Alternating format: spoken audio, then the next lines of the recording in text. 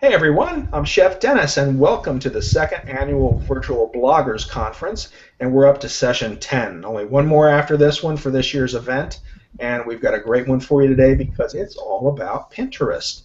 And Pinterest is, you either love it or you do love it. There's no not loving Pinterest. How can you not love Pinterest? I mean, even me as a guy, I love Pinterest. So it's addictive. It can be a time suck if you don't know how to adjust your time. But it's a lot of fun to use, and it's also a wonderful way to get a lot of hits to your blog or to your website. So we're going to talk about tips, strategies, and just some ways to make your experience better on Pinterest. So, and I have two of my favorite pinners here, and we're going to say hi to them. Cynthia Sanchez, how you doing? Hi, doing great today. How are you? Oh, I'm just happy. You know, it's been a wonderful weekend. My wife, of course, flew off to Philadelphia because she knew she wouldn't see me this weekend, so she's away, taking advantage of that time. And but it's beautiful, like we were just talking about in the green room. It's 96 here today, so it's a little warm. A little warm. Little warm. I know it's going to get worse, so I'm not going to complain yet. And then still early yet, yes. Still early, and a fellow Floridian, Kim Veitch is here. How you doing, Kim? I'm great. Hi, guys. I'm so glad you're watching and wanting to know more about Pinterest. As you said, how can you not love it? Like, it's good for everybody. We're going to show you how. It's good for everybody. A lot of fun. It really is. I'm excited to be here with Cynthia, too. And we had the chance to hang out recently. It's been 3 months out in California at San Diego. Yeah, time flies, but that was a lot of fun. Were you both out there? Oh. We were. You should have been with us. There's just no. I almost went, and then we still were kind of newbies to the area, and my wife wasn't sure about me leaving her alone for that long, and so I haven't done much traveling this summer. So next year. Next year for sure. Next year, and she can come with me next year. So there you go. Yeah, that'll be a good one. All right, so we're going to talk about Pinterest, and as you mentioned, you two have had a little chat about it and planned some stuff. So I'm just going to turn it over to you, and I will share some questions when we get them. And so if you're out there and you have questions about Pinterest, please put them in the comment section, and I will pull them up, and we will do our best to answer them. So let's get started. Okay. Sounds good. Well, I think I'll go ahead and kick things off. And I guess the question that I get most often, or a lot of times, is why Pinterest? Why should I even bother with it? We've got all these other things. Why do I even need to take a look at it? And is it even for me? And one of the things that I think Pinterest is really good for is building your brand as a blogger. It has so many things that, or ways that it can bring people back to your site, bring you traffic, and really help you get to become recognized, get that logo to be recognized, get your blog's name to be recognized. And that, in turn, helps build your authority, because if people keep on saying your name over and over and over, just like we see Chef Dennis's name over and over and over in all sorts of places, it's like, oh, who is this guy? Oh, he must really know what he's talking about, right? And just like he said, he loves Pinterest, and I'm sure Pinterest has gone a long way to help him with that. What do you think, Kim? I couldn't agree more. Like, it is a place that's a way to grow your authority online. I think the fact that it's free and everybody can do it is a great thing. Like, there's no money invested into it. Yeah. I mean, it's just having those images on your blog post that in turn turns in, like Kim said, free. It's free advertising for you. And really the secret, or a secret, is that you really don't have to do much work beyond those images sometimes. If you have great content, like great recipes or a great blog post that shares some great useful information, people will share those images for you. People will just go ahead and pin them and share them with all of their followers, which in turn gets shared with all their followers and all their followers, and it just grows and grows. It just grows and grows. So I think probably the key element before we begin everything is stop. Analyze your site. Is your site Pinterest ready? Like, do you have all the proper buttons sitting there waiting for people to pin for you? Because your audience, if they love you, will work for you.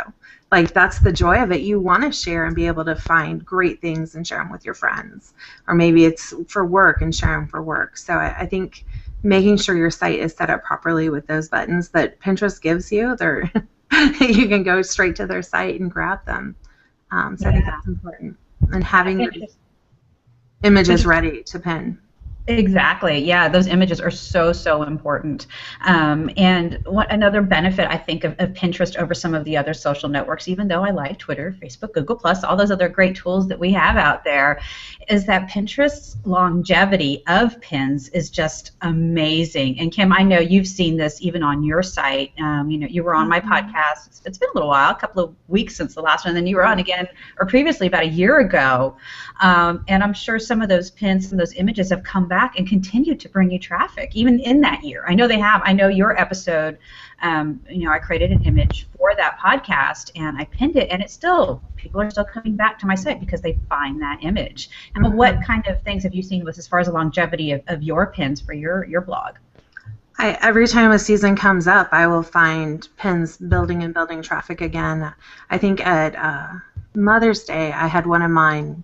It didn't go viral, but it did very well, and that was last year's pin. I had not even touched it in 51 weeks when I looked at the little tab, and I was like, sweet, like I didn't even have to work, and it's still building traffic to our site.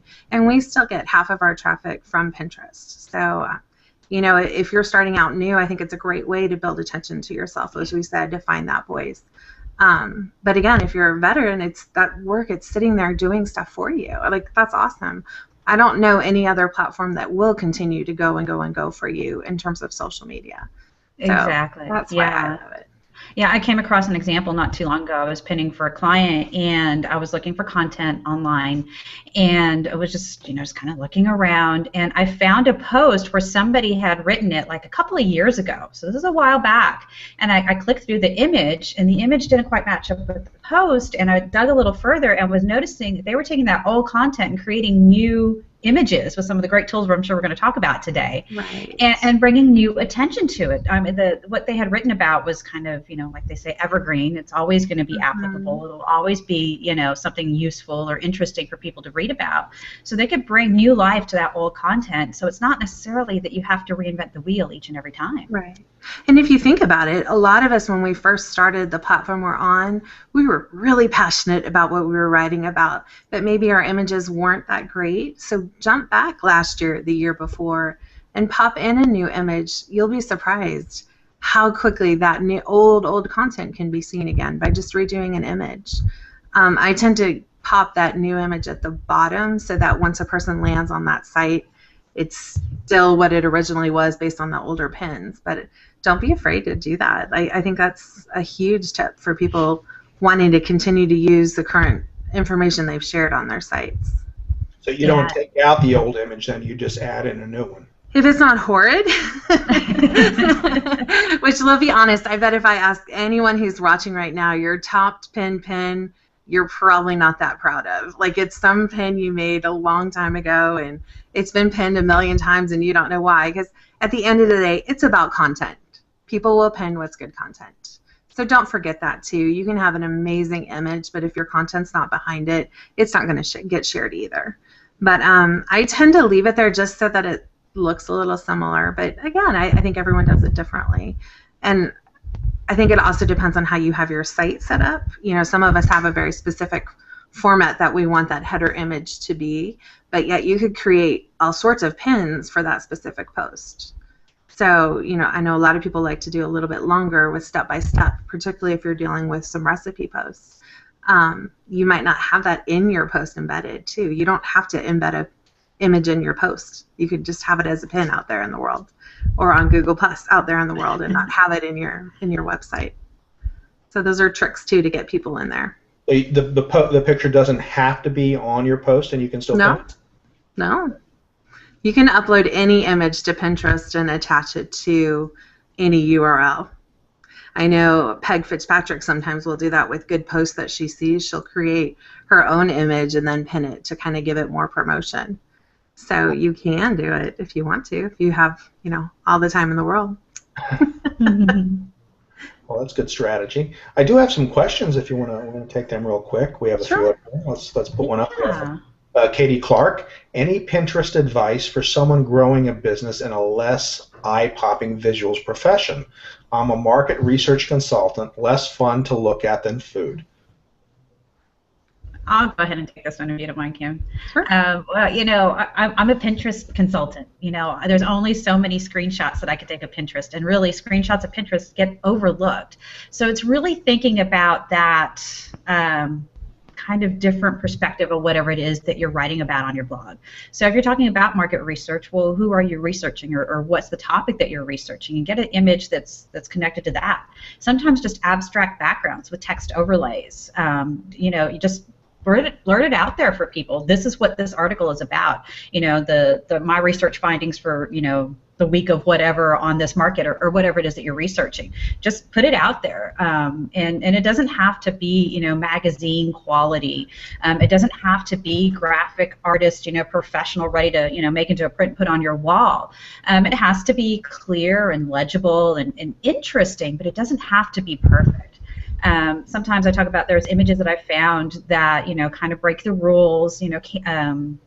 There's a big Pinterest analytics company out there that's done some studies on what images tend to get pinned more, and they kind of set up these guidelines. It shouldn't have faces, maybe some red, shouldn't do this, this and that. And I found images that have broken all of those rules and have been pinned thousands upon thousands of times, because the content behind it was so useful. And that's what it breaks down to. That's what it comes down to. When it comes to food, if the food is good, the ambience doesn't quite matter that much. If the food is good, it's a great price, you're going to go eat there, right? Same thing, when it comes to images. If it's good quality, if it's, the content behind it, the article, the video, whatever it is that it links you to, if it's good stuff, it doesn't really matter. So when you have those kind of more service-based or less visual types of businesses or blogs, it does take a little bit of creativity. And where do I go for creativity, inspiration? I go to Pinterest. Use that search box and start searching for those similar topics and see what other people have created. Look for completely opposite topics. What are people pinning about dogs? Maybe you'll see a picture of a dog with a certain background. Oh yeah, look, that's kind of cool. I'll use that.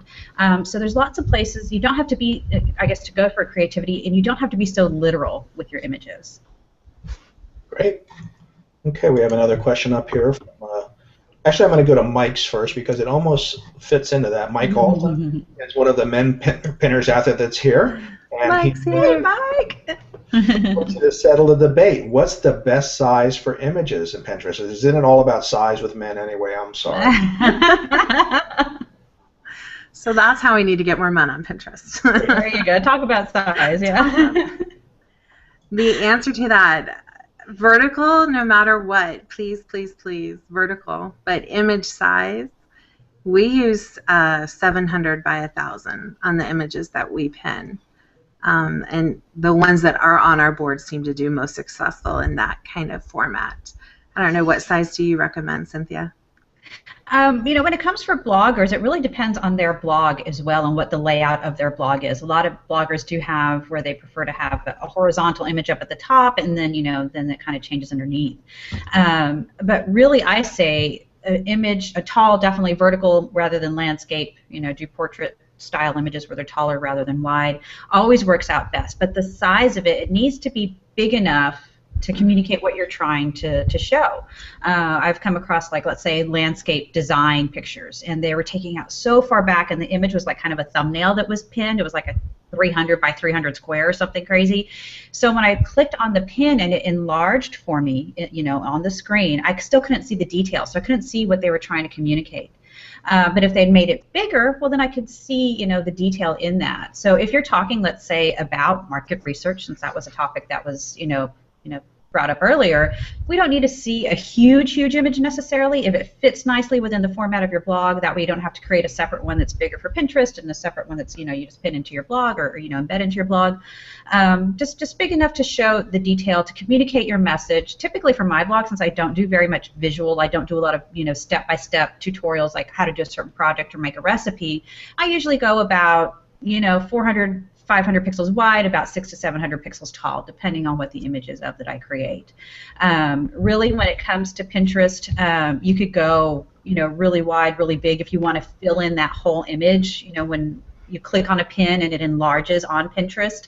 But do you really have to? I don't think so. I think it fills it up, but I don't think you have to.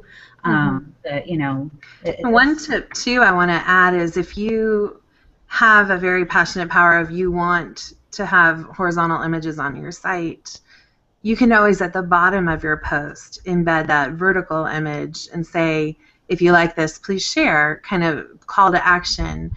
And it doesn't necessarily have to be that large at the bottom. It can enlarge on Pinterest. So I think those of us have kind of set sites that we want that platform to be. Don't be afraid to put at the bottom that more Pinterest-friendly image at the bottom. And also, I see it flashing in the bottom too. Like, you could always pin that image that is more Pinterest-friendly and not have it on your site if it really just didn't fit with your formatting. Because I know we all have different formats that we want on our site, but you can always create a unique image that fits with that more. It's more 2x3 with vertical on Pinterest. So. Great advice. We have one here from Jody Rodriguez to us. Do you have any tips for managing group boards and keeping up with the rule of each group board? Do you think you can have too many group boards? Hi, Jody. She's got some amazing boards, so you guys need to check her out. Group boards, I'll probably tackle that just because that's how, honestly, we've been most successful with Pinterest. At the very beginning, we found within our niche blogs we already knew, actual people we had blogged alongside with, and created some very successful Pinterest boards that are group boards. How do you manage them? I manage an after-school board. I actually keep a Facebook group that we are all able to directly contact one another through a group. I think it's really important if you're going to be pinning alongside a group of people that you know them pretty well, because it can go very bad very quickly if you aren't authentically joined together for a reason. And the reason to do it is, why reinvent the wheel and why repin if somebody's already pinning that great content for you? So I think that's a great reason. Oh, it just got a lot sunny at my house. A great reason to join together for a group board. I think before you have anybody join a group board, have them kind of agree to a policy of the board where you describe all these things Cynthia and I talked about, where you have to have vertical images, where maybe you limit the amount of text on it, or if you are focused more on a business oriented, it might be text only. I don't want to see people's images within it. So have those guidelines set out and have a way of contacting them directly if things aren't going the way you had hoped they could go. I know it does happen at times. There's someone who kind of spams the board, and you need to be able to say, hey, this is not what we wanted to do. And really, before you start it, have it settled in your head how many pins you'd like to see on the board. Because before you know it, it's going to take over your thread depending on how many people you invite to that board. But it's a great way if you're trying to build a voice on Pinterest to create a group board and invite people to join it. You can then become an expert in that area as you join people. Like Chef may have a board he joins for recipes, but rather than it being so broad, maybe he focuses on healthy recipes. So everyone you're inviting, because let's be honest, Pinterest sometimes is a place for us to show a side of us that we can't show on our websites, but a place we want to grow as a person. So, like I have a healthy living tips for families, and I've joined with a couple people on that. So it's a great way to be able to pull people in, or maybe you have a specific voice that you're strong in, like Cynthia might join, create a board that deals with social media, specifically focused on Pinterest, and invite those that she works alongside with. Any other tips, Cynthia? Yeah, well, part of her question was too many group boards. And group boards are a really powerful way, I guess, to grow an audience quickly. In the ways that you just described. But I think I have come across a few accounts where they have one of their own boards and everything else is a group board. Yeah. So they kind of let everybody else do the work for them, which it's like, well, that's everybody else. That's not just you. And who is this board belong to? Is it really who am I really following when I follow this board? And it's just. So I think there can be too many. Now, is there a magic number? Yeah. No. But I think having a good balance of who you are, especially if you're trying to build your blog and your brand, to make sure that you have a good balance between what you're pinning for yourself and the group boards that you're joining. And remember, when you join a group board, once you join them, then they can be really open to spammers if you really don't know who you're joining with, and your followers will see that spam. And I've made that mistake. I've joined a group board that got a spammer involved somehow, and it was supposed to be about, I think, infographics or something like that. And I started seeing all these pins of women in scarves and selling me scarves. And why are these people selling me scarves? Well, like 2,000 pins showed up of women's scarves because a spammer found their way onto the board. And that meant all of my followers were seeing that too. So I wasn't doing them a service by exposing them to that, because they wanted to follow that infographics board too. So just be careful with that. One thing I want to mention about group boards is when you join and you're assuming your readers will see all that you're pinning onto that board. Say I invite Cynthia to my board to pin on it. Unless Cynthia's kind of told through social media, hey, I've joined a new group board, even if they've clicked follow all, they won't automatically start following that group board. So it's kind of a step. You may assume you're following everything, but unless you've specifically clicked on a group board, wherever their boards are, I keep mine at the bottom of my Pinterest boards, unless you've specifically clicked to follow when it's not a board that original host has created, you won't follow it. So yeah, Pinterest has a funny way of doing math. So when you look at how many followers people have, you got to kind of dig more into the individual boards, and it's hard to tell which board is included where. So, I tend, unless it's somebody that, oh my gosh, has an amazing account all the way around, I tend just to follow individual boards, because very rarely do I come across, especially in the last year or so, anybody that I love everything that they that they're pinning about. So I tend to follow those individual boards, which if I follow 5 of their boards, that could throw off their follower number and skew it a little bit. So those numbers on Pinterest are crazy. Okay. Here's another question from Barbara Gilbert. Do you actually pin a link to your blog with an image, or does the image just link back to your blog or website? Do you actually pin a link back to your blog? Okay. Okay. Well, so maybe we kind of need to go back a little bit, Kim. Maybe just talk a little bit about the basics of Pinterest with this question. So really, most of the pins on Pinterest that you'll see are pins or images that have been shared between users. So let's say Kim pins a great image of a beach, and I like it, and I want to put it on my travel board, so then I will put it on my board. And that image, both of those images, the ones that are on her account and on my account, both link back to the same place. And let's say Kim takes a trip to the beach and writes a blog post about what she did with her kids on the beach that was educational. And then she has some other images of the beach, and she decides not to include them in her blog post, but then wants to still share them on Pinterest. She can then upload it to Pinterest and then link it back to that blog post. So there's a couple of different ways to have pins link back to websites. I hope that answers your question. Okay. Sounds good. All right, here's one from Phyllis Carr, and it's, hey, Cynthia Sanchez and Chef Dennis and Kim, do you see any future in audio or video pins on Pinterest, or do you think it will stay highly focused on images? Hey, Phyllis. Thanks for watching. Well, as far as different types of pins, you can pin videos, and you can pin SoundCloud files if you're, if you do have a SoundCloud account, maybe you have a podcast or something like that, and those are playable within Pinterest. My videos, I don't. It's hard to tell if they get a lot of views from Pinterest, because I don't think YouTube, as far as I know of, tells you exactly where they're coming from. I haven't really dug into YouTube analytics that much. But I think for videos to be successful on Pinterest, I think they have to be short, because people are there to kind of scan. Mm-hmm. I don't know. What have you found with videos, Kim? I think if they're short and quick, yeah, definitely there's a place for them there. I also think, I think I'm going to work with Chef after we're all done and create some really great images that go to this conference on Pinterest. But that won't necessarily be, he can embed the image for sure, but I think it's important to also make an image that's just Pinterest friendly too, because it is still a very visual platform. But look at the GIFs they're doing, or GIFs, I don't know how you say it. They're doing well on Pinterest. Yeah. So it's kind of mixing both of those in. How do you do with your podcasts, pinning them onto Pinterest? As far as my podcast goes, I don't use SoundCloud. And so I can't embed the audio part or pin the audio part to it. So I do create a separate image, and then people can go back to my site and download it or listen to it there. But if I do go over to SoundCloud, what I think I'll do is make kind of a shorter series of tips so people can play those tips within Pinterest.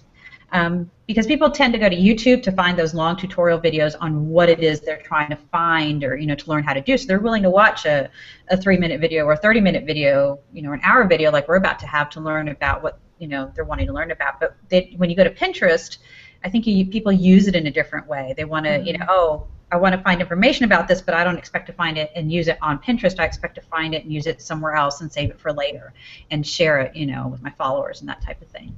But, we'll see what Pinterest does. If maybe they highlight videos in a different way, maybe they add different kinds of audio files in the future. Who knows?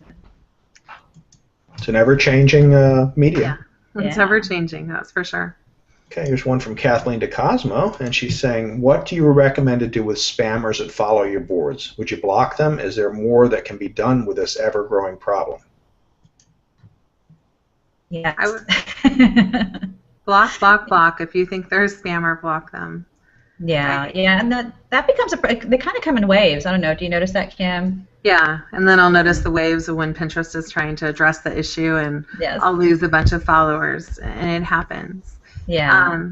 I think as you begin to grow on Pinterest, paying mindful attention to who is starting to follow you is important. Not only are you going to be able to address the clients you have and the consumers that are interested in you, you kind of can watch their feeds and see what they're interested in, but then you can easily identify those spam accounts. Do you have any tips, Cynthia, for kind of figuring out which ones would be that? Yeah, and do I spend a lot of time blocking spammers that follow me? Not too much. This isn't like a big concern. I mean, if they're following me and they're not impeding anything that I'm doing or, involving my followers in any way, I don't spend too much time on that. But when I do notice it or when I come across when I'm, looking at pins and something kind of stands out that's a little bit fishy, like their name is spelled like with just a little bit off, like they have an E instead of an I, it's just spelled weird, and then they have like 20,000 pins and 2 followers, like their numbers are way off. That's usually a red flag that they're a spammer. If they have what looks like a stock photo for a headshot, they're just like too perfect model-like, it's like you're not a real person. I mean, and some people are just that naturally beautiful, I guess, but I'm not. So, you gotta do a little bit of digging and see, if they are a real follower or not. And also keep that in mind, as you're growing and your account gets wrapped up in the wave of spam followers, and overnight you grow by, 200 followers, and you're thinking, awesome, and then you go check your analytics and you have no additional traffic to your site. It's like, yeah, that might be why. So it's just one of those things to be mindful of, definitely. What can the spam followers do to you, just as a follower? They could, I know that there have been in the past, I don't know if this program still exists, I actually found a YouTube video of a guy promoting a product. It was a software product that he built to go and pretty much scrape people's Pinterest accounts. They would just go and click on all the images they wanted, and then it would take those images and add his links to it. So if they're following you and they do, you do have great boards with great images and, all the pins. I mean, it can take my content, Kim's content, Chef, your content, everybody, and scrape it and change the links on it. So it is. I haven't seen that happen. I've just heard people talk about it, that he had this program, and what it would do is it would quickly follow people and unfollow, and it was just this crazy software program that would do all this awful stuff. And that would be the only thing that I could see happen. I haven't noticed or had anybody complain and said, hey, I clicked on your image and it took me to this place. Nobody's told me if that's happened to my stuff. And if it does happen, just be sure to report it to Pinterest. They're pretty good about trying to keep on top of things. Another thing they could do is leave kind of inappropriate links below in the comments. That's happened. As a site owner, you can just delete those. But again, it's just being annoying. And one thing I want to point out, just speaking of spam, is how to avoid looking like a spammer on Pinterest, particularly with group boards. Get to know the person you're trying to become a participant on their group board through social media. Maybe you're on their site a little bit more, leaving comments. Maybe you're retweeting pins that they've created. Maybe you're on Facebook or Google+, and having an authentic engagement with them before you start saying, hey, I'd love to be added to your group board. Like, it's just not the way to do it. Don't go below and ask to be joined. There are more authentic, personal ways you can do it, and I just highly recommend that. On our boards, it just gets deleted. Just a heads up out there. You need to know me, because everyone who's on our boards, I personally have invited for a reason. I was continually repinning their content. And I thought, why am I repinning? They could be pinning for me, and that's how a lot of it starts, is if you're always following somebody on Pinterest, join up with them. Why not? It's fun. It's great to be able to do that and have collaborative projects together. Sounds good. Here's a question from Laura Lazur, and it's, do you consider pins on topic to the board, but obviously scheduled to be spam? Consider pins on topic. So they're scheduling pins. No, I don't think so. Mm-mm. No, I mean, I consider spam it to be completely off topic, to lead me to an unrelated site, or to be something that has been repeated over and over and over again. Like Kim was kind of talking about spam on group boards. If I'm a part of a group board and I know that my blog post that is really relevant to this group board, I pin 25 times in one day to get the attention of the contributors and the follower to this group board, that's kind of overkill, and I would consider that to be spammy. Okay. Well, that's all we have for questions right now. If you guys want to talk about some of the tools you use. Sure. Go ahead, Kim. Me? I was just going to jump on that to just automated pinning. I think it's great, and I'm glad to see there's some opportunities out there to use. I know you can schedule with Ahology and Tailwind, but don't forget that part of what makes Pinterest so engaging and attracting is that it is very kind of in the moment, finding things that are trending and on topic and what holiday is upcoming, and you really have to be on that platform to see what's doing well and kind of follow your editorial calendar as you're pinning. So just that mindful. It's not a very good automated platform. You really have to be hands-on there. Yeah, I think it's similar to other social networks too. I mean, every now and then it makes sense to automate something, but if you just strictly automate, then you can tell that that's just not the way to go. And something tells me that if that's what, who knows? I mean, I'm just kind of, maybe thinking ahead here, or just kind of pulling things out of my, out of my crazy head. But Pinterest might do what Facebook has, and if they see and notice that the way you're pinning is very scheduled, it's very automated, and coming from a different source, not just a straight pin from Pinterest. It actually has that third-party tool in it. Then maybe your pin won't get seen as much. Who knows? I mean, we do always run that risk. Who knows what they're going to do? Right now, it doesn't seem like that's happening, but time will tell. Right. Yeah, and as far as other tools, I think the most, the tool that I use the most often is definitely tools like PicMonkey and Canva. It's creating those images, because that's really, we've talked so much about it. Even for videos, even for Google Hangouts, I'll create separate images for my Google Hangouts because the videos get shrunk down, and so it's sometimes unless you can get all that information on your custom thumbnail that you upload to your YouTube video, it's sometimes hard to tell what it's about. But I could get a nice big image in there and pin that instead of just the video. So it's really PicMonkey and Canva, I think, that are the most useful tools. Photoshop, Pixlr, whatever. I mean, even you could go into Keynote or PowerPoint to create your images. So there's so many tools out there. So you would then just link the YouTube video to that picture and just pin that?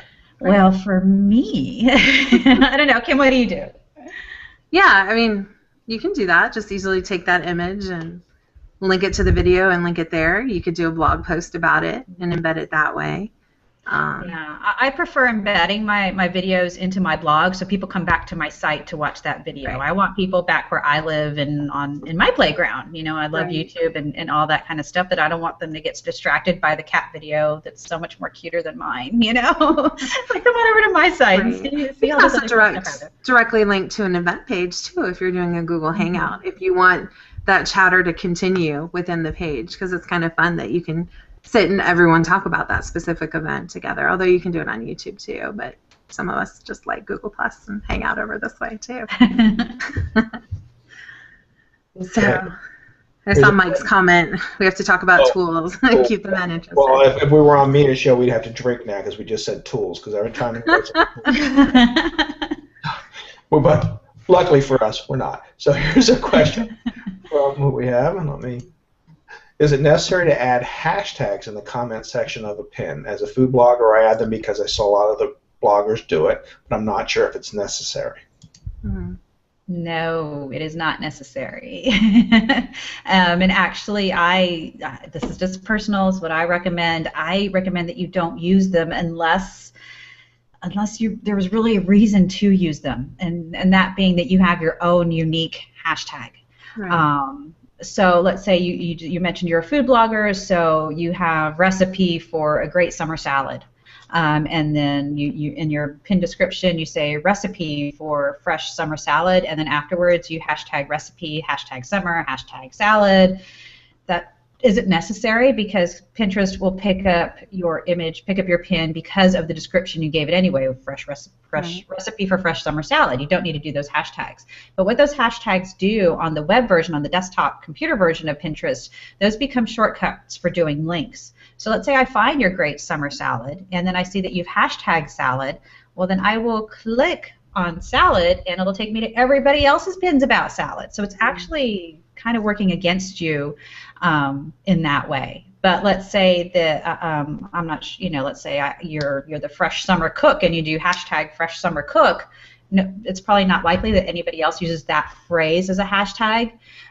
Sometimes, and it's not always, if you get lucky, Pinterest will index something really unique to you, just like a unique phrase.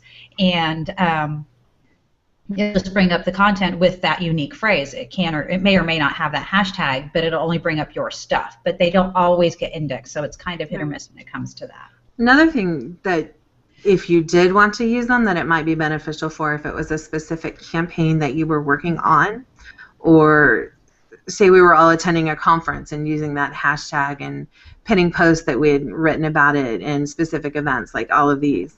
If you wanted them to all show up at the same time, you could embed those hashtags. Or if it's a specific brand working on a campaign with many bloggers, that's a great way to be able to have it show up too. So sometimes if your goal as a company is to have it show up everywhere you are, then that would be a reason to use that very specific one, not a general one, but very specific. So, because it'll pull up everybody else. Yeah. Bloggers love hashtags. I do see them. So, yeah, that's Thank good you. advice. Okay, here is one from Jeff C. And Jeff, I don't know if you've ever seen him. He does the Manly Pinterest show. Yes, he does. Mm-hmm. Woohoo! Do you cross-post your pins on other social networks like Facebook or Google? Yes. I do mine on Twitter a lot. Yeah, I would say when you're pinning something, right as you're pinning, especially on the computer web version of Pinterest, you have the option to share it to Twitter. And I do that for my own content and for other people's content. I come across some great pins, some great resources, especially kind of now in the summertime. I'm taking things a little bit slow as I move across the country here, and I'm pinning more other people's content than my own because I haven't done that much. But then I still share it with my Twitter followers, and that helps people find that content on my Pinterest account, and then hopefully they'll follow me there. Mm-hmm. I think it's a great way to also tell people that you're on Pinterest. Do they know you're there? Do they know what you're working on and a goal that you're working on? So just kind of, I love shouting out boards I might be pinning to. Maybe it's a summer board. Have you taken a look at our summer boards? I'm pinning activities for you, or my summer recipe boards. Also making sure you follow that kind of 80-20 content. Actually, we're kind of even more with 90% other people's stuff. I think it's important to be sharing people's stuff, but I don't necessarily share all of my pins, though, on Twitter that way. I'll do every once in a while one to pull them over.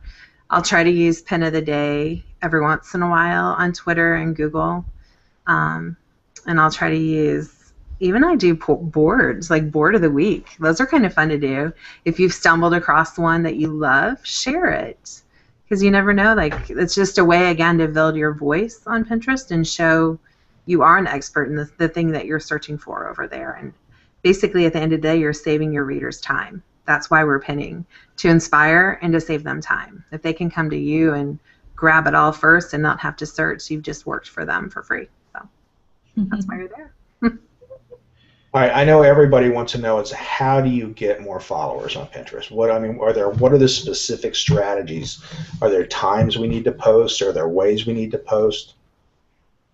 When it comes to timing your pins, that is a good way to get followers. So let's say I'm trying to reach, for me, and like Kim and I are both trying to reach, for our blogs, different audiences. She's trying to reach parents with children, so when they're at work during the day, they're probably not interested in pinning, unless depending on their job, maybe they are, but, it's usually not going to be the best time for her to pin her content, maybe first thing in the morning, 9, 10 o'clock in the morning or whatever. That's first thing for me.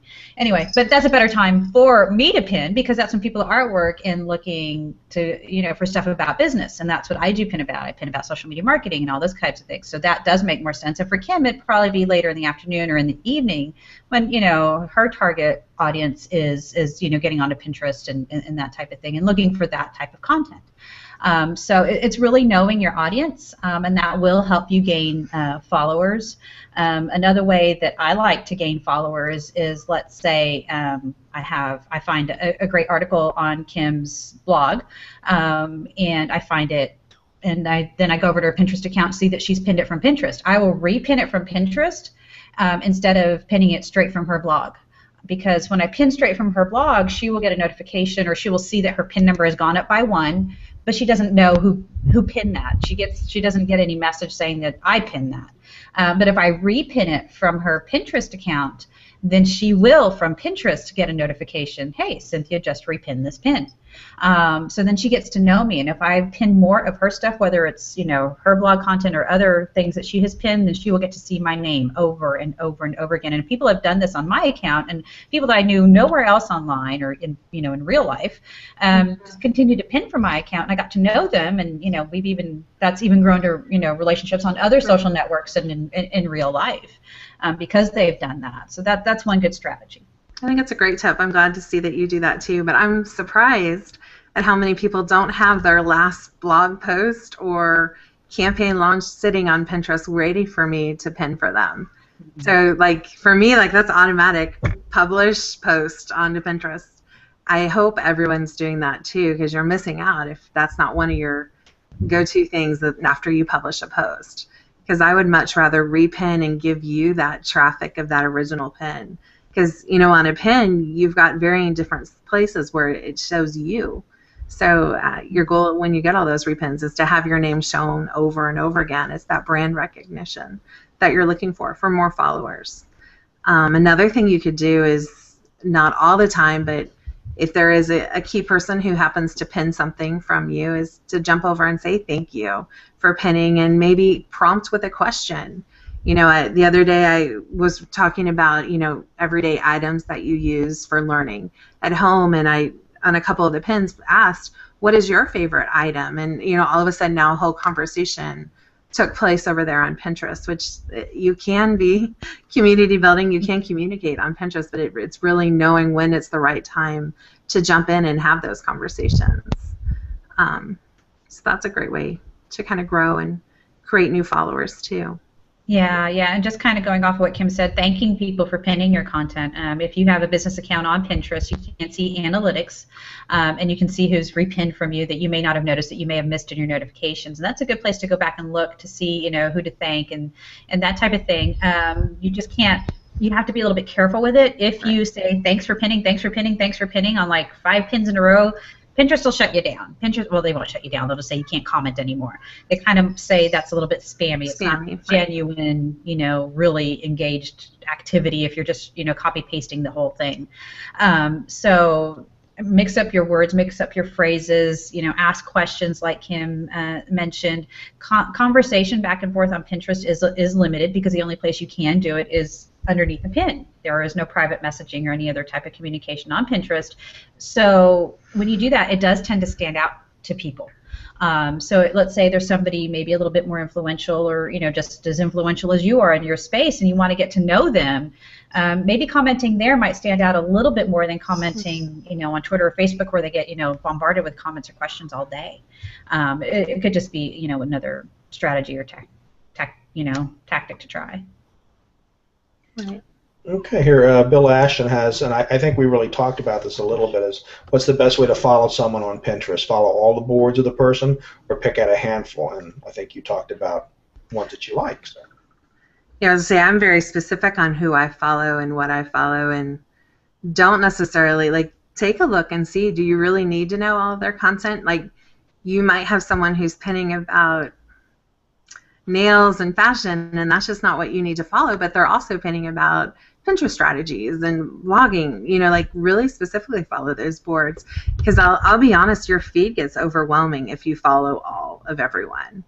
And I also think it reflects on you if you want to be seen as that authority on any platform, including Pinterest. So you really don't want to be following everyone. You kind of want to follow that author's focus of 90-10, where you're really honed in on the best that content is you're looking for, and then you're resharing it with your followers. They want to know you're working there too and sharing content.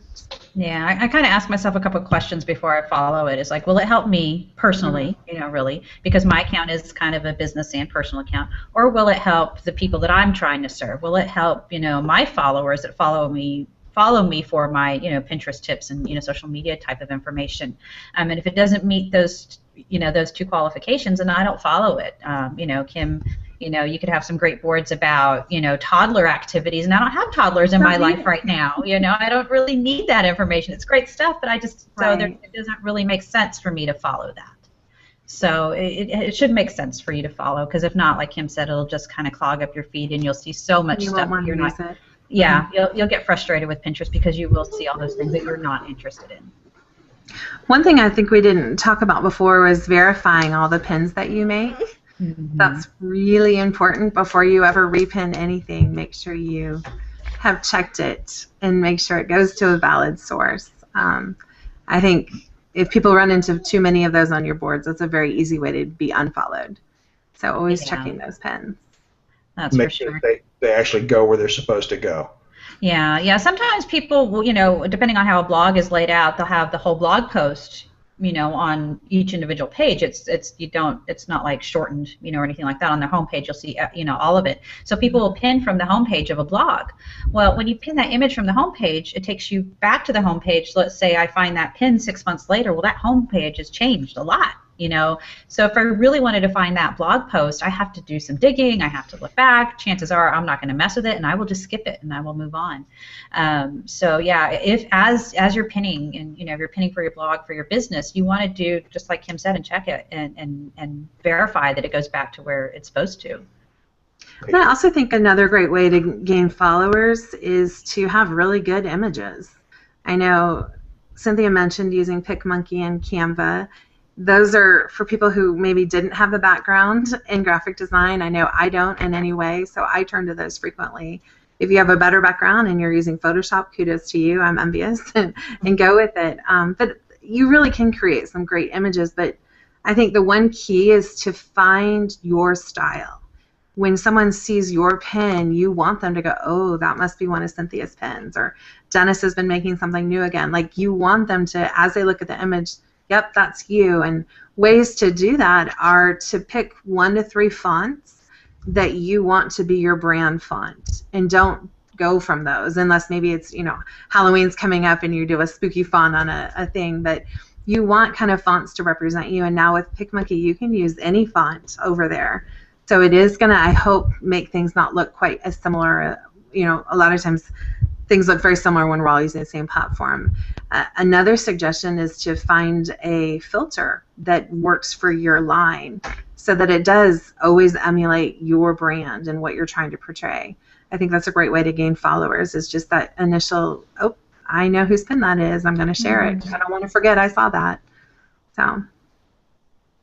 Yeah. Well, we do have tools like PicMonkey and Canva. Especially PicMonkey. I think a few months ago, we kind of started to see a lot of images look a lot alike because they had, just a certain number of fonts, a certain number of layouts, that kind of stuff. So we did see a lot of things kind of start to look like each other. But like you said, now they're changing and kind of develop your own style. I know you had part of the conference was Dustin Stout, and he has a great style that is just his. And when you come across one of Dustin's images, it's his. And you had Rebecca, I think, on that same hangout with him, and she has her graphics and her color palette and all that kind of stuff that's just her. So very branded, and it makes a really strong statement. And I think it's kind of finding that brand voice. I think I'm still kind of playing with mine and who do I want to be when I grow up, and what's my voice going to be. But it's definitely come a long way in the past few years, and it will take time. But I think once you find it, you find it. Good. Okay. Well, we've still got a few minutes left. If any of you have any more questions, please feel free to put them in the comment section. We will try and get to them. I think I saw another was one there, Dennis, about interior design. I kind of There we go.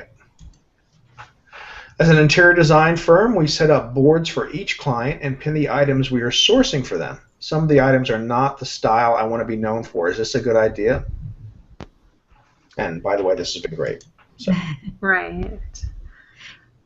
Yeah. Honestly, if it's something you don't want to be known for, but it's very niche for your client, I would consider even using secret boards. I think that's the most underutilized portion of Pinterest, where you can really work on customized projects within clients' interests that might not be yours. And if you want them to own it at the end of your project, have them create the board, and then you can always leave it when you're done. Because if you're the host and once you leave a collaborative board, the board goes away. So if at the end of the day you're selling on that board, I would do it that way. But if it's on your board and it's not what you want to be known for, I don't know that I would be pinning those. I don't know. What's your thoughts, Cynthia? Yeah, I'd say when it comes to clients, keep them secret, keep them private, because, do they really want the whole world knowing that they want to put pink fuzzy carpet in their bathroom? I mean, no, but that's what they want. That's what you're going to do for them, right? So, yeah, use those secret boards to your advantage. And I know I'm using it with my realtor right now in houses that we want to find, taking notes on it and that type of thing. But I don't necessarily want the whole world to know that I'm looking at this house or that house or whatever. Secret boards are a great tool. And I think, like you just said, it's one of the most underutilized parts of Pinterest. And Pinterest, we need to keep in mind, is a tool.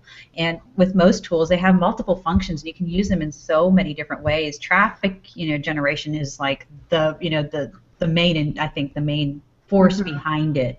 But you can do so many other things with it and work with it in so many other ways professionally that I don't think people consider that quite enough. Right. And you can always, if you have one of the pins from that project that you love, take that and create a board that's more specific for your niche and how you want to grow. If it's a very specific topic, well, maybe that is a board that some people might be drawn to, but always making sure it reflects you and your voice when you're done with it. I know, Cynthia, you had another tip for secret boards that you wanted to share. I know we're coming to an end, so you want to share that tip you wanted to throw in? Yeah, sure. Yeah, this is where Kim and I talked. We have this great bonus tip for you guys today. We did talk a little bit about pin scheduling and trying to save time, because really going through and sourcing all those pins and clicking through and making sure they go to the right source and it's good content and it's relevant can be a little bit time consuming. And the best way to grow your following is to kind of be on Pinterest throughout the day. Early when I started my podcast, I interviewed, one of the first people I interviewed with, over 1 million followers. It's like, what's your trick? What's your secret? How do you get that many followers? And I kind of had in my mind it was because she won this contest, and it had nothing to do with that, she said. It's like, it didn't hurt, but it wasn't that. It was because I'm on Pinterest all the time. I'm on Pinterest catching my audience throughout the day, because, I may come on, Wednesday afternoon, but she's pinning Wednesday morning. I could have missed all of her content because, as many people as I follow. So you can use secret boards to kind of help you as an account owner kind of build up a pool of pins. Now you can have unlimited amounts of secret boards, so you can either just do one board for pins to pin for later, or you can kind of divide them up into categories. So let's say, right now it is Sunday evening for me. This is kind of a little bit of a slow time. I just want to, plop down on the couch and spend a couple of hours on Pinterest. I could spend that couple of hours getting my pins ready for that whole next week, that whole next month, depending on the topic. You can find more or less content. And then as I'm ready, go to that secret board and then go back to the pin that I pinned and then repin it from there. I've done all the research and all the legwork, but it just gives me one place to keep those pins organized and collected for when I'm ready to pin them and share them with my followers. I love that tip. I think also following along with your editorial calendar from your own site too, as you're working on it, having them kind of sitting there ready to hover so you don't forget all the things you've written in the past. or if you have, brands you're trying to promote, what would be relevant during that time? Have them just sitting there. I love that idea. Thanks. So that's how you can independently schedule what you're trying to do and still be hands-on. And, we talked a little bit about timing, and then I never got to chat about our timing. I thought I should probably just throw that out there. I look at it as I pin when I know kids are sleeping. There you go. I mean, let's be honest. We try to be good parents, and we try not to be around technology when our kids are awake if we can. Although, that being said, I do a lot of my pinning sitting in my car parked at parent pickup. I love the mobile app. I can sit and... Well, we had a question on that, actually, now that you mentioned. It was from Laura again. Yeah. Pinning, do you prefer pinning on tablet, phone, or phone more than the laptop? Mm-hmm. I do a lot on my phone, literally from my car, but then I do a lot sitting on my desktop. I'm a desktop girl by heart. I have to confess. I like my desktop. So. Well, I like the phone because it leaves the categories, the last 3 categories you used up, and you don't have to keep scrolling through them. So I'll try and pin to those categories more at that specific time. And I do it like when I'm in the car waiting for my wife to come out of the store or things like that. One little tip too is when you go on bursts of pinning, reserve yourself and maybe use that secret board so you can, and later in the week, do a little more, because I think that's a quick way to get someone to unfollow you is if you have 25 pins on a Lego birthday party. You're like, that might not necessarily be what your readers need at that moment, but they might be interested if they kind of spread out over the week, and you can literally just, repin and go that way. But, nothing's worse than opening up Pinterest and it's the whole entire screen is covered by one pinner. You're like, yes. I came to see everyone's pins, not just yours. And I'm guilty. I do that sometimes too. So my apologies if you've ever caught that. But using that secret board. Along those same lines, Kim, when you're really getting that blog post out there. So let's say you have 5 Pinterest boards that one blog post is applicable to, and you want to spread the word about it because that's an awesome post and you had a great sponsor and you had all this kind of stuff going for it. If you pin that image to that same image to 5 boards at one time, going back and thinking about the mobile version, you will see it'll be nothing but that one blog post image, and people are going to have to scroll through that. And when you can only see 2, maybe kind of 4 almost pins on the mobile app, that is not good. There was a blogger last year. She did amazing stuff, had amazing images, amazing content, but she did that over and over and over again. I stopped following her. I know who she is, and I go back and check on her blog every blue moon when I think about it. But I stopped following her on Pinterest because she kept on doing it over and over and over again. Mm-hmm. And let's be honest, you're not getting it to many eyes. You're still just getting it to the eyes that are online at that time. But be strategic. Go 2 hours later. Go 5 hours later and hit all those times. I know for me, I've got 2 audiences. I have my followers, and then I have my colleagues. I'm going to be at the top of the morning sharing with colleagues, very first thing in the morning, because I know they're in and off and late at night. And then I've got my followers that I'm pinning for. So know that you have different clients that you're dealing with, but don't. If I open your board and all I see is you, you're going to lose a follower and probably not gain a lot. And that's not the message any one of us wants to send. So I know nobody does that, right? Nope. No one. Well, you've offered a lot of great advice and tips for using Pinterest, and some of them were very good aha moments for me. And I never really knew why the secret boards were secret, so now I understand. Okay, so they're a great way to work with brands too. Just a tip out there. I know Cynthia and I talked about it a little bit more on her podcast. If you need more information on that too. And last thing I know we didn't mention is if you're making money through your Pinterest boards on your sites, make sure you've signed up for a business account. Definitely. Then they've just updated their policy again for terms of services, so just be well versed in those and make sure you're doing the right thing on Pinterest. I would hate for anyone to lose their boards because it does take a lot of time and effort. Well, can that happen? Yes. If they're not following their policies, yeah.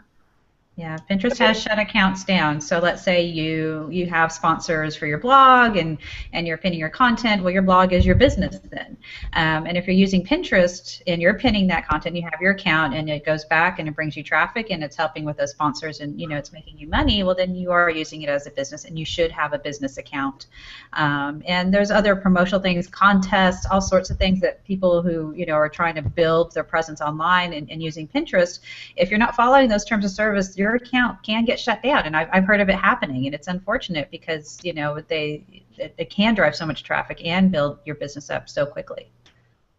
Oh, that's very good to know, and that's another reason for being here today because you learned something else. I'll say this: we haven't touched on a lot too. There's so much more.